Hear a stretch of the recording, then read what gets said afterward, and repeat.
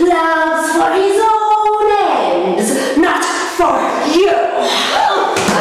But make amends now.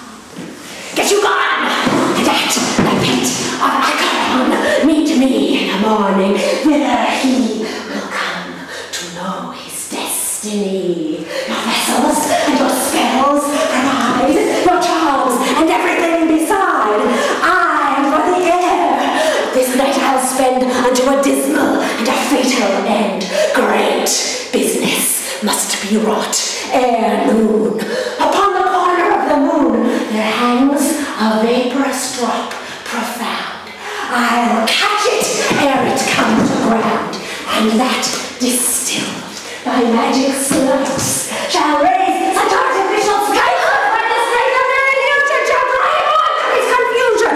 He shall spurn fate, scorn death, and bear his hopes above reason, grace, and fear. And you all know security is mortal's chiefest enemy. Hark, I am called.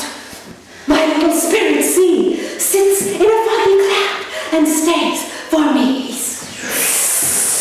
I pray you, daughter, sing, or express yourself in a more comfortable sort.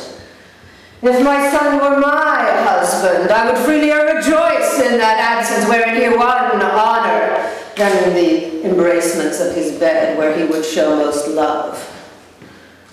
When yet he was but tender-bodied, when youth with comeliness plucked all gaze his way, when for a day of king's entreaties a mother should not sell her son an hour from her beholding, I, considering how honor should become such a person, that it was no better than picture-like to hang by the wall, if renown made it not stir, was pleased to let him seek danger, where he was like to find fame. To a cruel war I sent him, from whence he returned, his brow bound with oak. I tell thee, daughter, I sprang not more in joy at first hearing he was a man-child, than now in first seeing he had proved himself a man. But had he died in the business, madam, how then? Then his good report should have been my son. I therein would have freely rejoiced in that answer.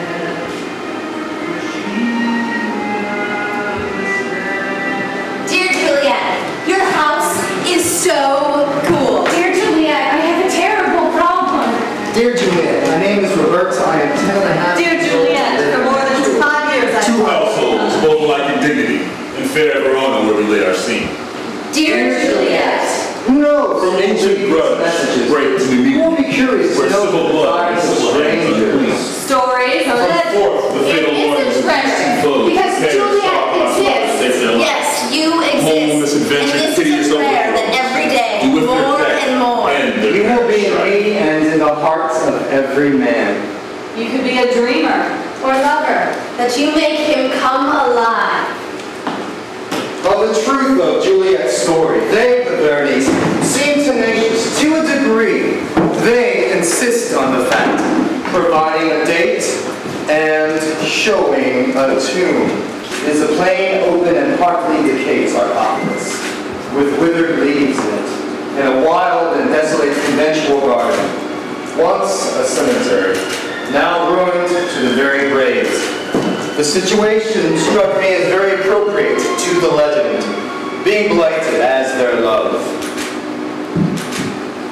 It's interesting. I was in the box office today, and there's a lot of shows with women as themes and war as themes and Shakespeare. And my show last year was inspired again by concerns of the day, and I just thought that was interesting that seems to be, at least I perceive, sort of a trend. But so love and war, sort of kind of classic and contemporary issues all rolled in together. And so we, you know, the Fringe Festival movement in North America is modeled on the Edinburgh Fringe Festival, but the Edinburgh Fringe Festival arose as a fringe to the official Edinburgh Festival.